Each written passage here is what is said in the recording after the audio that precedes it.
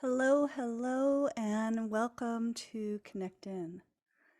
Connect In is a weekly conversation about all the benefits of how to get out of your head and back into your heart. So it's a really good thing to have a mind and function, but it's even a better thing to align your mind and your heart and your body, because then you can move through life in a way that's congruent for you, that is in line with your truth, with your dreams, and your visions. I'm Damini Celebre, and I am your host and author of Painting the Landscape of Your Soul. And my mission is to help women live as their brightest, best self, aka live as the person that you know you are deep inside yourself. So I'm delighted you're here and that you're listening. And because we are still in February, we are still having a conversation about the inner game, right? This beautiful landscape of our soul and the game that we play to kind of be okay with life, right? We've talked about why it's important to connect into your body, to follow your truth, and the signs and signals that your body gives that you are on the right path or not. We've talked about the concept of two wolves, which one is whispering your ear? Are you listening to one that tells you all about your goodness, or are you listening to the one that tells you all about the not so wonderful perceived parts of you, right? And last week we talked about how to know when your inner critic is running the show. So this week we're talking about old stories and new stories, and the alchemical process of really honoring and looking at those old stories that you have taken on from yourself, from society, from your ancestors, from all kinds of beliefs generally created in fear or to keep you in control. How's that going for you? And how to really shift around those old beliefs into part of your history or herstory, but also how to really reformulate new beliefs. And we do that by aligning our head, our heart, and our body. So I'm so glad you're here. Before we go any further, I like to begin the ritual of letting my body, mind, and spirit know that I'm coming into a heart-centered place instead of the ambering of my mind that is always in the past or the future or the woulda, shoulda, couldas, or I should say this or that. When we come back into our body and heart, there is a sense of ease, a sense of knowing. So I invite you to do this with me. I'm going to light a candle because I can, but you can imagine any ways that open up all your senses. So I believe that part of the goodies of being in your body is that we have our senses. And the more we engage our senses, the more we are in an embodied, felt, sensed experience. Right. So imagine yourself lighting a candle. I also like to light a little scent. In this case, it is white sage. And it could be anything for you. So lighting a candle and some sage or some scent are two of the bigger cues that I use for my body to let me know I'm coming more out of the head and into a heart-centered place. And, what's important about this process is you're creating muscle memory.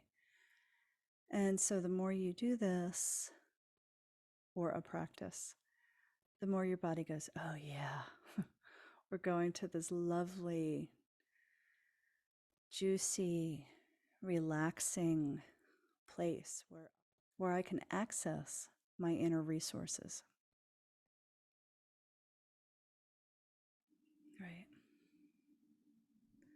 So now bring your awareness to your eyes and allow your eyes to soften. When your eyes are soft, it's an automatic cue that you're coming back into your body.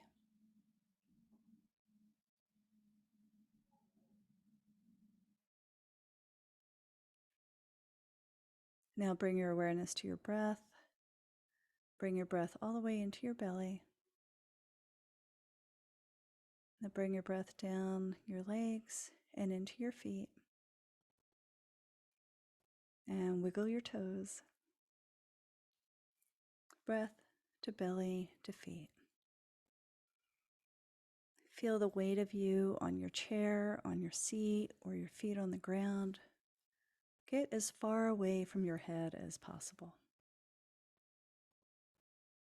And if you pop up into your head or you start thinking about, oh my God, this is taking so long, it's okay. That's your mind just pulling you out of your place of truth and resources. You know, even our beautiful minds need a vacation, need some time to zone out. I don't know about you, but I get some of my best ideas when I come back into my body because there's some space in my head for growth, imagining. And when we give our head some space, we're actually helping it align to our body and heart. Yeah. So breath to belly to feet. Notice how you feel in your body.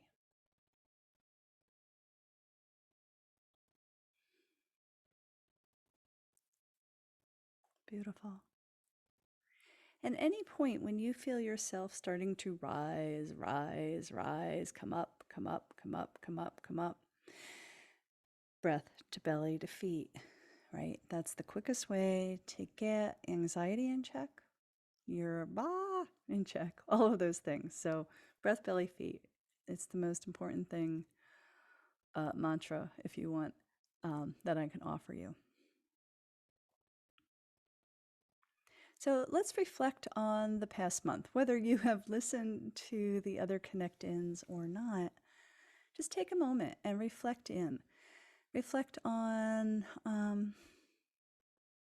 if you have some idea or tally, if you will, of which wolf you've been letting lead you around. The one that's telling you about your goodness or the one that's telling you about fear or about, yeah, it is fear, right? The one that's telling you about all the BS that you hold in your being. Truth, not truth. Speaking of truth or not truth, what has it been like for you to come down into your body and connect into your heart's yes? When you connect into your body and your heart, it's like your internal guidance system. When you connect into your body and heart, you can follow truth instead of the fear of our critic.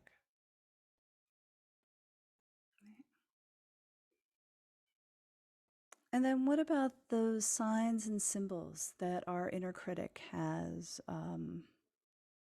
how our inner critic shows up by restlessness or distraction or procrastination or I can't, I can't. I don't know why, but I can't. Or extreme malaise, exhaustion, or just being grumpy, cranky, and achy sometimes. They're all ways, all signals of how we are being led by our inner critic, by those old stories, versus our truth. So the most important step is to recognize when you are stepping outside yourself or stepping outside of your truth and your inner critic is running the show. You don't have to beat yourself up. You don't have to battle yourself. I want you to hear this statement really clearly. You are exactly where you need to be. Yeah, you are exactly where you need to be. The life lessons, the things that are in front of you, that is exactly where and what you need to pay attention to today. I think one of the biggest disservice that we give ourselves is comparison. Comparing ourselves to other people is the bad wolf, is the inner critic, is this thing that John pushes us out of our truth, pushes us away from being the most authentic, brightest person that we can be. It's crazy, right?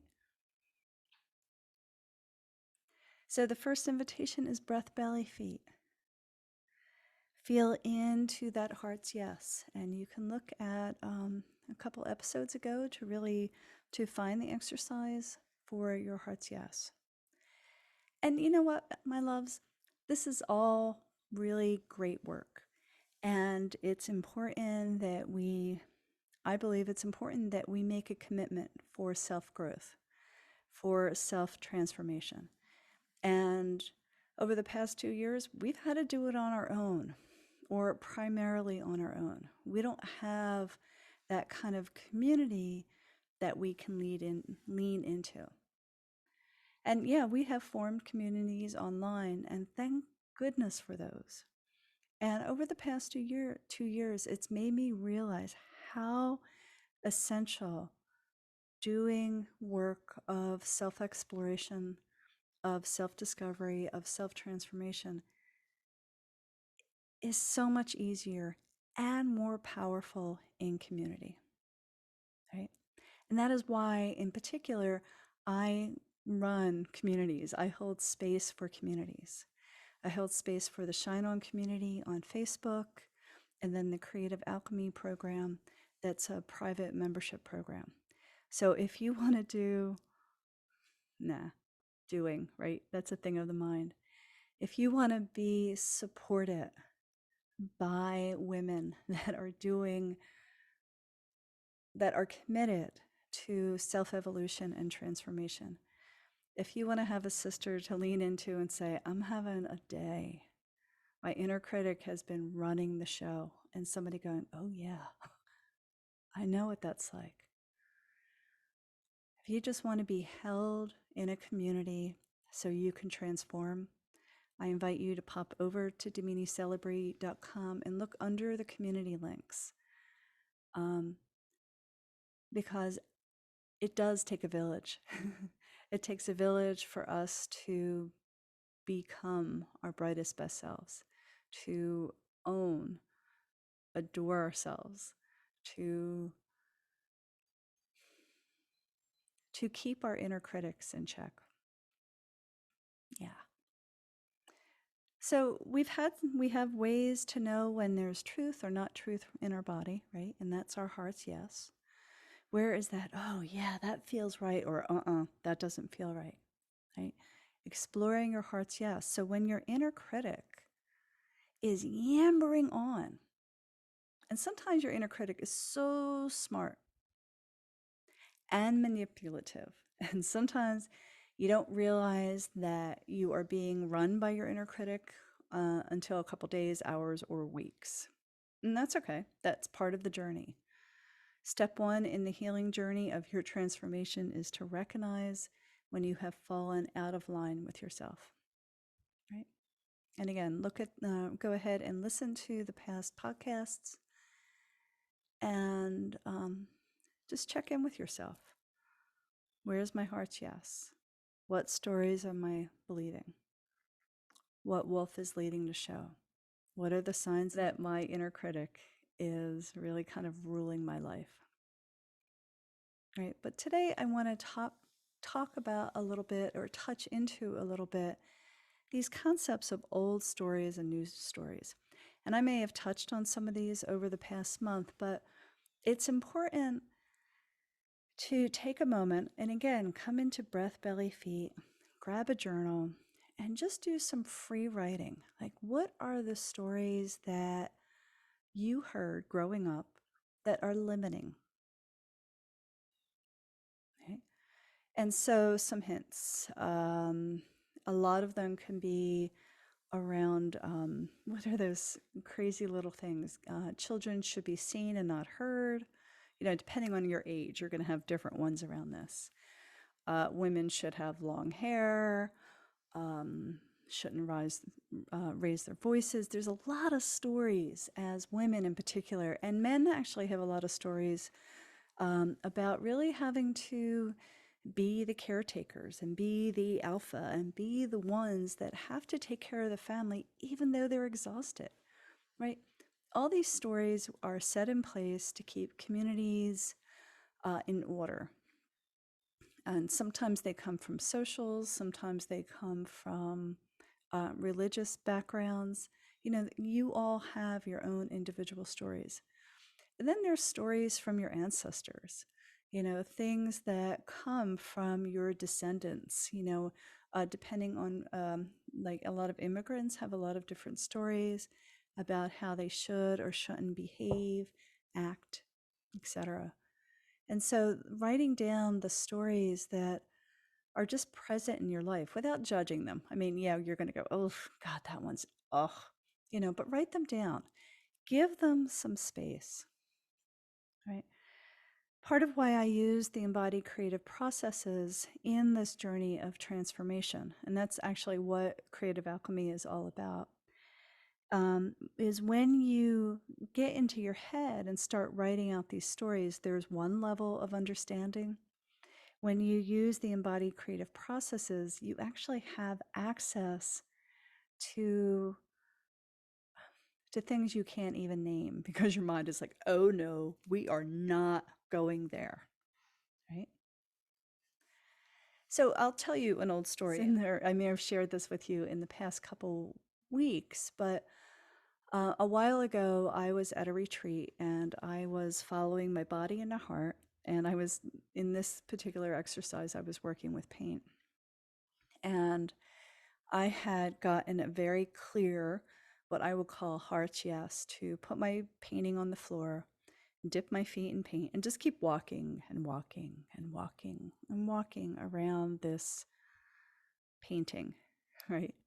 Staying totally in the process of it, but being present and waiting for something else, some other invitation to show up. And this can happen while you're writing too, but I'm a visceral girl, so I had to really get this in a full body way. So after about 4 days of walking across this painting, in the last half hour, I had looked up and I saw that I had wrote the letter U on a piece of paper, and it just was pinned to the wall. And I grabbed it and I threw it into the middle of the painting and had this impulse to stab it with a paintbrush and yell and scream and all of those things. And because I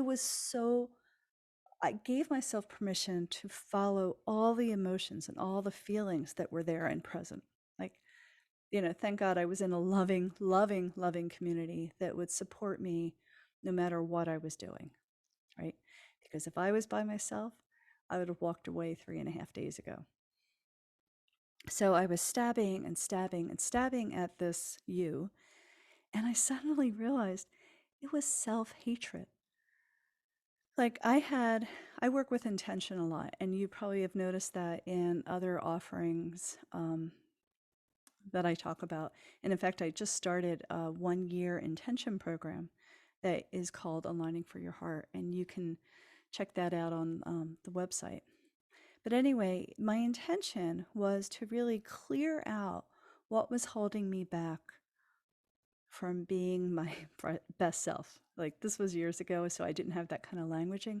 But really, I was asking to clear the patterns that were holding me back from being my fullest self.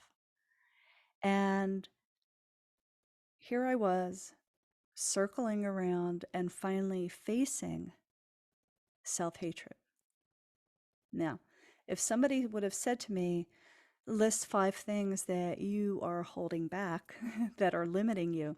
Self hatred would have never, ever been the thing, right? But because I allowed the embodied process intertwined with intention and intertwined with really following this yes and my body, my heart, my soul, I got to clear a really big piece. And so when I invite you, like now, to really take the opportunity and write down like some stories that are holding you back, that's brilliant. And that's a great starting place.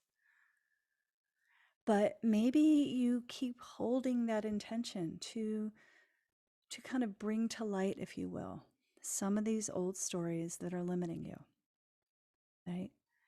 And it's the inner critic that helps keep those stories in place.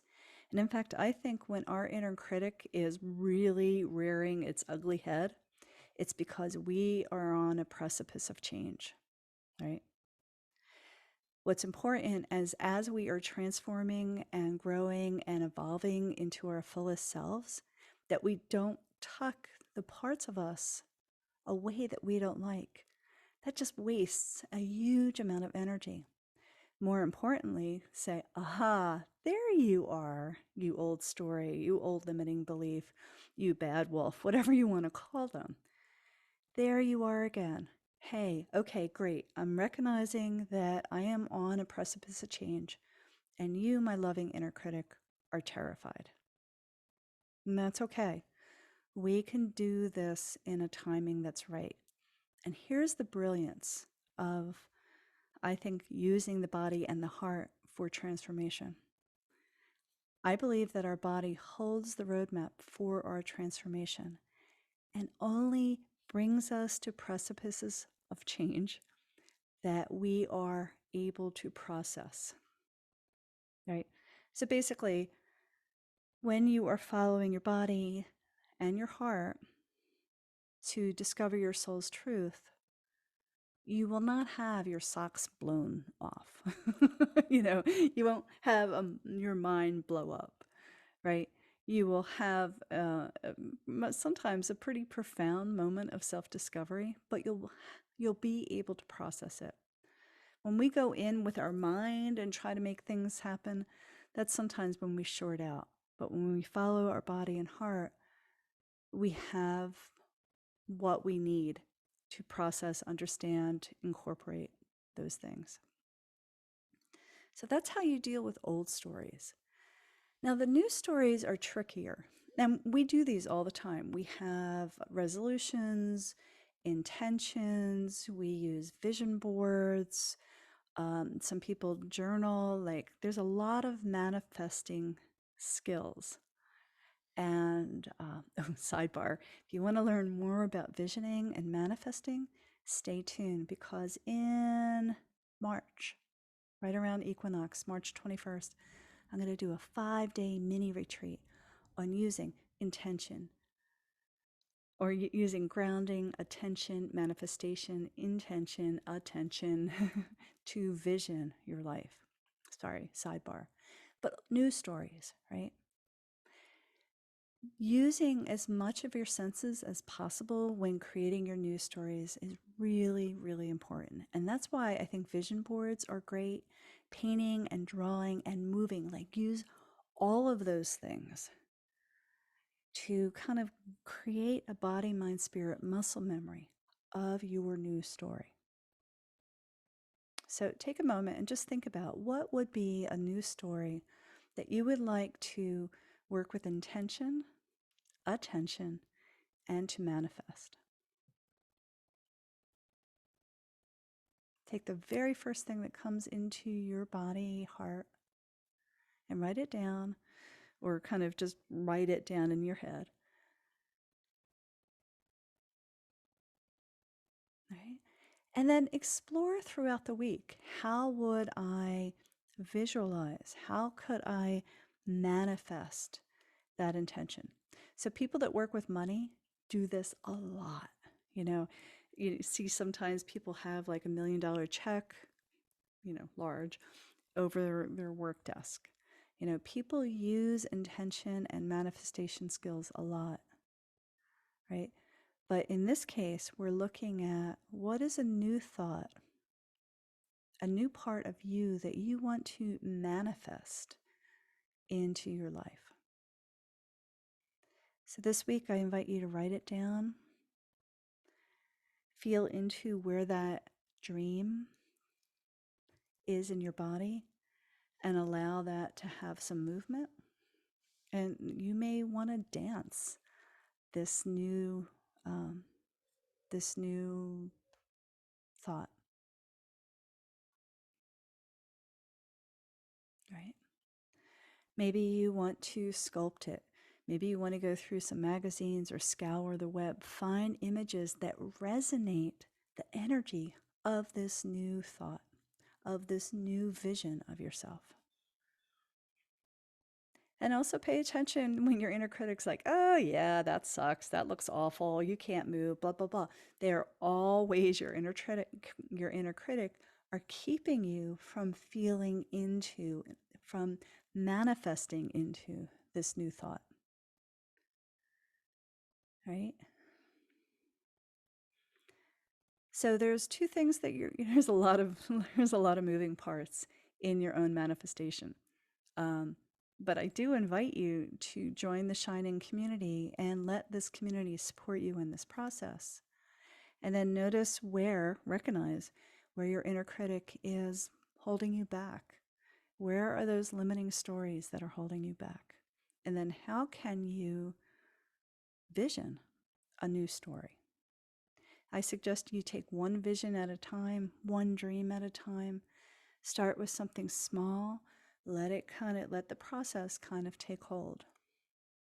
If you need support, reach out in the Shining group. If you want to learn more about visioning, check out the Vision It mini retreat that's in March. I'll be talking about more of these things over and over again.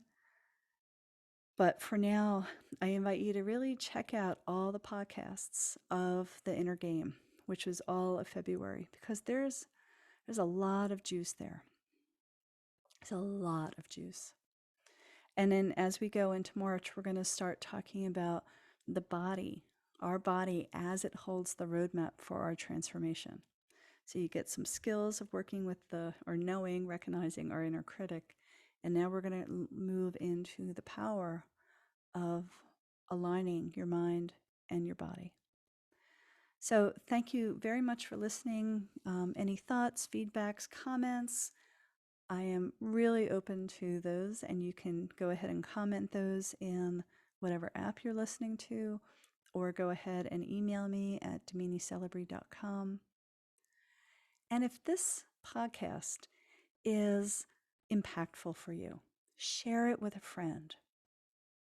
Like, subscribe, all of those good things. Because, if we can spread the word and invite everybody to live as their brightest, best selves, there would be a lot of less ego struggle in the world. There would be a lot more love in the world, a lot more possibilities of transformation. So sending you all much love, and I'll see you next week.